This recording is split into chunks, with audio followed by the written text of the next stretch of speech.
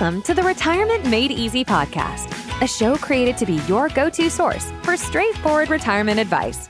Best of all, it is presented in a language that you can understand. Are you ready for some straight talk on retirement planning without all the fluff? Well, you found the right podcast.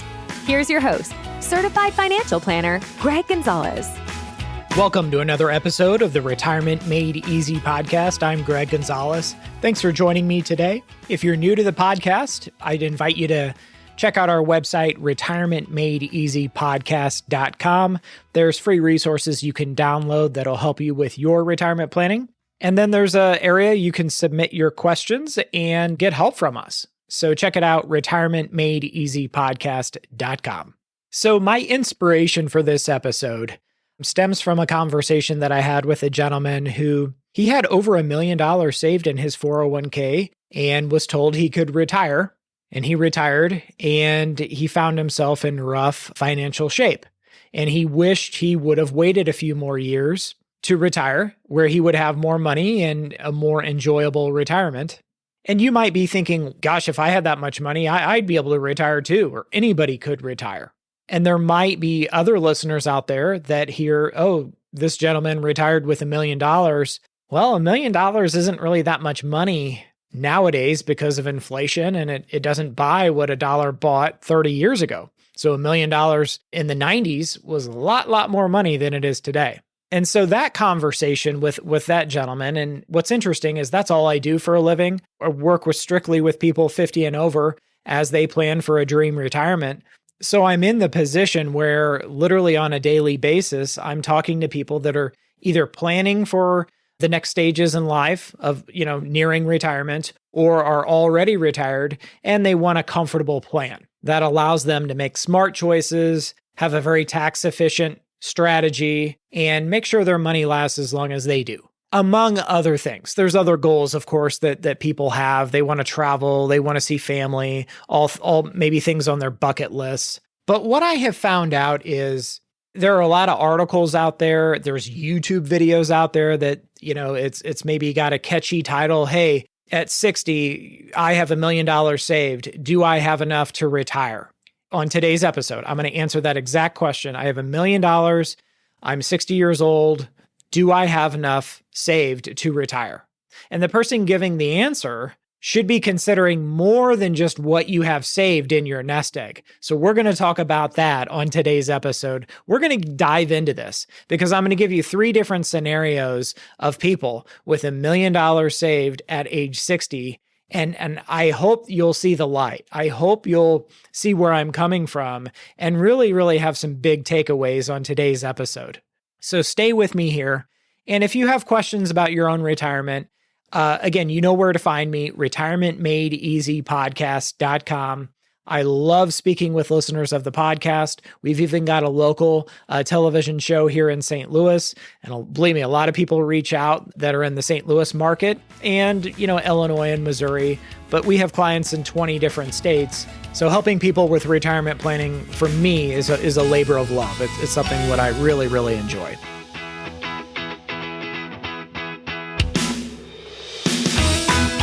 So let's talk about this. You got $1 million saved. You're 60 years old. Can you retire? Is that enough money? And I'm sure if you looked on YouTube, if you type that in, $1 million, 60 years old, you'd find a video that has like 1 million views or 200,000 likes or something like that. And there would be an analysis that says, well, if you have $1 million, remember there's what's called the 4% rule. So that means you can spend 4% of $1 million, and that's $40,000 that you'd be able to draw on that $1 million. That's cookie cutter stuff. And it neglects to address all the other things that might be present in somebody's life. So let's talk about these. Let's really dive deeper than just kind of surface level stuff of, I'm going to spend 3% of my portfolio or 4% of my portfolio and live on that every year. That is cookie cutter, way too cookie cutter. We're not going to listen to that nonsense. So let me give you 3 different scenarios. And these are let's say couples, this is life experience. These are not only clients or prospective clients or just, listeners of the podcast or my television show. And there's more factors that we really need to look at, crucial factors. So first couple, they've got $1 million. They're 60 years old. The wife worked for the federal government. So she can carry health insurance. It's covered for her and her husband, so they don't have to worry about getting private health insurance until they're 65, right? It's covered through the federal government. Not only that, she's going to have a pension from the federal government, and she's going to start that, let's say right away at 60, and they're going to be able to live on that plus draw from their nest egg. But this couple is also debt-free. They've got a house that's paid for. They've got a condo, a second home that is absolutely paid for. This couple has no children, and they have a very, very modest lifestyle. Now, the downside is for this couple, if they both retire at age 60, well, the husband will have Social Security, but he'll have to wait a couple years because the earliest he would be able to claim is age 62. So by retiring at 60, well, you've got an income stream that is not flowing in yet, and that's the husband's Social Security. So that's the one downside to their plan. But health insurance is covered through the wife being a federal government employee for so long. This couple is also debt-free. Let me remind you, modest lifestyle. So just to say, we've got $1 million at age 60, well, the next question should be, well, how much money do you need to spend to pay for the lifestyle that you envision in retirement? What is that? In other words, I have clients that, they live comfortably on $5,000 a month or $4,000 a month. I have others that live on $12,000 a month. So for them, all of these boxes are checked and they've really, really stacked the odds in their favor. They're going into retirement debt-free. And they were never high income earners, but they were always very good savers. And they have a very, very simple situation. Again, no car loans, no mortgages. They're not over leveraged or anything like that. They have a very, very simple lifestyle. And so the chances of them being able to retire at age 60 with $1 million is very, very high. And I have a few couples that I have as clients that are very, very similar to this situation. Let's take the next couple number 2. Again, they're 60 years old. They have $1 million saved for retirement. Can they retire? They have the same question as couple number 1. We have $1 million saved. Can we retire? Is that enough to retire? And if not, how much do we need? Do we need 1.2 million or 1.5 million? And at what age can we retire? They want hard answers. Is $1 million enough to retire at age 60? Just like the couple number 1. So as a fiduciary, we want to ask them more questions. Okay, let me understand and see the world through your lens. So after speaking to them and talking about their situation, we learn that they're very, very conservative investors. They really, really don't want to invest in the stock market because they were scarred from 2008. They are very, very risk averse. They feel that this is their life savings. If they retire at 60, they've been working for the past 30 plus years. They don't want to see it go down with a market crash or something like that. And they are okay accepting a lower rate of return on their $1 million nest egg because they're taking less risk. So they know that. Additionally, they've got a little mortgage balance, couple $100,000. Their house has appreciated a lot. They plan on staying in their same home for the foreseeable future. But one of their big goals is to send their granddaughters to college. And it took a little digging, asking them, understanding their family dynamics and what their goals are. But aside from having their own comfortable retirement, this is one of the big things that they have. They have 3 granddaughters, and they want to make sure that they can pay for their granddaughters' college education. Their own children, adult children, are not doing so well financially. They're kind of getting by. And they're not confident that their children are going to be able to have the financial means to send their granddaughters to college to be able to pay for it. And they don't want their granddaughters graduating with hundreds of thousands of dollars in student loan debt because the granddaughters are young. They're all under 10 right now. And in 10 or 15 years, what's going to be the cost of college education for each granddaughter? It's going to be a lot. It's going to be a lot more than it is today. And the last thing that we discussed with them was that the husband, his pension maxed out. There's what's called normal retirement age for his pension was age 65. And if he retires at age 60, it is severely, severely reduced for the rest of his life. Just the way that pension is calculated, yes, he can retire at 60 and start it, but he's going to be deeply, deeply penalized. So by waiting, if he did wait until 65 and that pension was there, gosh, it would be a big, significant difference for the rest of his life and his wife's life. And his pension has no lump sum option. It's just a lifetime annuity payment, monthly check for the rest of his life and his wife's life if he decides that. So, yes, they've got $1 million saved in their retirement nest egg, but we highlighted 3 different things that stuck out. Number one, they still got a couple $100,000 left on their mortgage. So there's a mortgage payment that they would still have in retirement. Number 2, they're very, very conservative investors. So meaning the amount that we can expect that $1 million to grow every year is less than maybe someone that has a higher appetite for risk. So instead of, an average return on their investments of say anywhere from, let's say 7, 8, 9%, well, they're willing to accept a lower rate of return without all the risk. So maybe they're looking at, a 3 or 4% return over the next 30 years. Next, we talked about the goals that they have and their granddaughters and helping fund that college education. And then lastly, we talked about the husband had that pension that didn't reach maturity in essence until age 65, and he's only 60. So by retiring early, 5 years early, he would be severely, severely penalized for the rest of his life.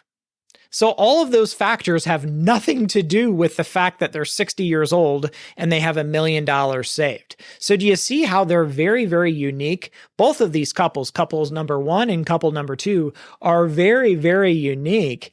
And these different factors and characteristics of them and their goals dictate whether someone can or should retire at age 60 with $1 million. And then the last couple is couple number 3. Very nice couple. They've got $1 million saved for retirement. They're 60 years old and they want to know, hey, do we have enough saved? We're ready. We've worked hard. We're burnt out. We want to retire. They've got $1 million saved in their 401ks. That's the combined 401k balance. And at the surface level, when we asked them, hey, what debts do you have? They said, oh, our house is paid off. It's like, wow, that's wonderful. Okay, so we're debt free. Then we look at the 401k statement and we see a loan on their 401ks. So that 401k, it has a balance of $1 million in the mutual funds and index funds that are in the 401ks, but there's a loan balance. Each 401k has a loan balance of $40,000. So total, you've got $80,000 that they owe, that they took out a loan on their 401ks. And so then we asked them about that. Okay, what are these? Let's talk about these 401k loans. If you did retire in a very short amount of time, you're going to have to pay those back. And then they said, well, we forgot we took those loans on our 401ks. And that's kind of just a paper loan. And we said, is there any other loans? What were those for? Well, we loaned our son some money.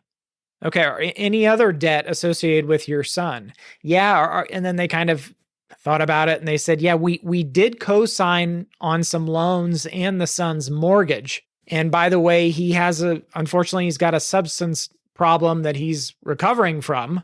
We're helping fund that. So if you co-sign on a loan, that is considered your own debt. So as a certified financial planner, I have to, and any other CFP would say, that is a debt. You have co-signed on it. You have assumed responsibility for that loan. And then, of course, the loans on the 401ks, yeah, you're paying that back every paycheck, slowly but surely, but that's still a debt. That $80,000 combined, that's still a debt that would need to be repaid should you retire. So you don't have the full $1 million saved for retirement. Now we got $920,000, and then we've co-signed on some loans and a home loan over here. We need to address that as well. That needs to be accounted for. And looking at couple number 3, neither of them have a pension, which is fairly common. What the husband did, he had an old pension and he took a lump sum on it and rolled that into his current 401k. And he said he did that, years and years and years ago. So it's been a long time. Now, this couple was expecting a sizable inheritance of about $500,000 from the wife's family. Her parents had recently passed away. And so they had $500,000 that was coming into the equation, or so they thought was about $500,000. And they did have a somewhat modest lifestyle. I would say it would be about normal from what we see. And the wife did want to work part-time in retirement. Her employer was willing to hire her back as a contract employee, just maybe working 20, 25 hours a week without benefits. So she was really interested in that to stay busy. So here we went into, can you retire, but semi-retire, right? So that's kind of like a hybrid retirement, which if you listen to this podcast, I am a huge, huge, huge proponent of semi-retirees. I think it's a great way to transition into retirement, and there's a ton of benefits with that. Couples number 1 and 2 had no wishes or desires to work part-time in retirement. That was not even on their minds. They would just keep working full-time instead of considering semi-retirement. So you can see here with 3 different couples, but they're the same people by the question, right? They've got $1 million saved. Each couple is 60 years old. So it should be the same exact answer that we give all 3 couples. Hey, you're 60 years old. You got $1 million saved. Can you retire? It's yes or no. And if it's yes for couple number 1, it's going to be yes for couple number 2 and yes for couple number 3. And I'm saying that's not the case. And if you watch YouTube videos and all this other stuff, these retirement calculators, I'm saying there are more details into people's lives that we really, really need to consider. Because I have talked to people with $1 million saved for retirement. Oh, and they're wanting questions. Should I do Roth conversion? Should I do this? When should I claim Social Security? And I want to retire tomorrow. Oh, and by the way, I've got $85,000 in credit card debt at 26% interest. Whoa! But a lot of times they don't voluntarily disclose the $85,000 of credit card debt. And that's why I think it takes like an unbiased opinion. And that's what an advisor can do. A certified financial planner like myself can kind of objectively look at somebody's situation and say, hey, there's more here that we need to consider than just the fact that you've got $1 million saved for retirement and you're both 60 years old.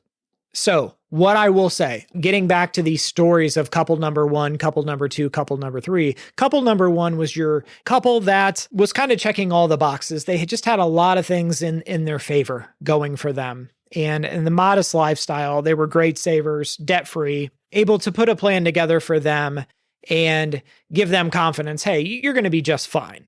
Now, they did have some risks that could derail their retirement. And of course, we highlighted those for them. But couple number 1, after doing the plan and getting to know them, they were kind of your epitome of a modest lifestyle, reasonable goals, and great savers. And they're going to be able to retire. They had a great pension. Health insurance was covered. Just they had all these different things that were lining up for them. So that was kind of an easier call. Couple number 2, they could afford to, on paper, retire at 60 after doing the plan. But if you look at it from a lens and say, okay, if we do push off retirement just a couple of years, and what we did was we showed them a plan of, okay, this is how you would look. You're essentially prepared or marginally prepared for retirement at 60, you're going to have a decent retirement. And, chances are, more times than not, it's going to look good. But if you can just hold off a couple more years and be able to save for a few more years and let that pension keep rolling up until 64, 65 and save more for the granddaughter's college, you're just stacking your odds every single year.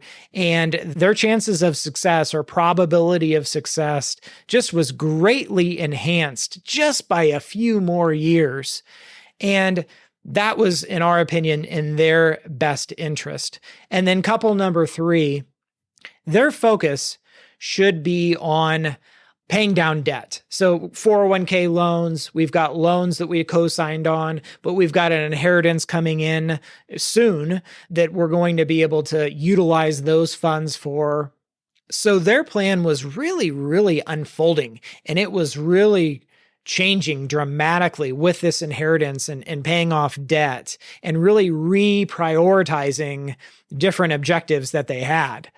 They made mistakes. They admitted, hey, we should have probably never co-signed on those loans or taken those 401k loans because it put us in a bad situation. But the plan we were able to develop with them refocused their energy on that elimination of debt, managing that inheritance to really put them in the best spot to be able to retire in the next 12 to 24 months. So maybe hearing these stories of 3 couples that have a lot in common, but their lives are so different because they have different goals, they have different values, they have different priorities, they want different things out of life. And all 3 examples of clients, and I learned this from another person, another client here in St. Louis that just retired this past year and said, Greg, the best years are ahead. Yeah, we've had some great memories up until this point. We've had a great life, but we firmly believe that the best years lie ahead. And I just thought that was a fabulous attitude that he had. And what a great perspective to really have on life. So I hope this episode has been helpful. Again, 3 different pictures of different couples, same age, same amount of money saved for retirement, but there's no cookie cutter. You can watch those videos all you want, but those people are not going to tell you the story of, hey, what's really going on in somebody's life? What are their real goals? Let's get down to the heart of the matter to see what makes us different than the other 60-year-old with $1 million. Because the answer that what's right for them or best off for them is going to be different than us. So someone else may be able to retire at age 60 with $1 million, and maybe you can't. But that doesn't mean you're a bad person and they're a good person. No. Far from it. It just means you're different. You're unique. You've got different goals. It's not, hey, get in line. If you're 60 years old with $1 million, get in line. You're just like me. Like investing in a retirement date fund. Oh, hey, if you're 60 years old, you invest just like me because I'm 60 years old. That's not how to do it, in my opinion. I've talked about that. And the same goes with the decision to retire at 60 with $1 million, or maybe at 65 with $1.5 million. I don't know. I guess the number or the value is kind of irrelevant because there's people that retire comfortably on a lot less than that. So I hope this episode of the Retirement Made Easy podcast has been helpful, has been insightful, has been even interesting to you. If you have questions, visit my website, retirementmadeeasypodcast.com. I'll see you next week. And remember, always dream big. The opinions voiced in this material are for general information only and are not intended to provide specific advice or recommendations for any individual. To determine which investments may be appropriate for you, please consult your attorney, tax advisor, or financial advisor prior to investing. This is a hypothetical example and is not representative of any specific investment. Your results may vary. All performance referenced is historical and is no guarantee of future results. All indices mentioned are are unmanaged and may not be invested into directly. The SmartVestor program is a directory of investment professionals. Neither Dave Ramsey nor SmartVestor are affiliates of St. Louis Retirement Advisors or LPL Financial. There is no guarantee that a diversified portfolio will enhance overall returns or outperform a non-diversified portfolio. Diversification does not protect against market risk. All investing involves risk, including loss of principal. No strategy assures success or protects against loss. Securities and advisory services offered through LPL Financial, a registered investment advisor, member FINRA, SIPC. Thank you for listening to the show today. Check us out at our website, retirementmadeeasypodcast.com. And if you want some help from Greg, submit your questions at the bottom of the page or sign up for a 30-minute retirement coaching session with Greg. We'll see you next week.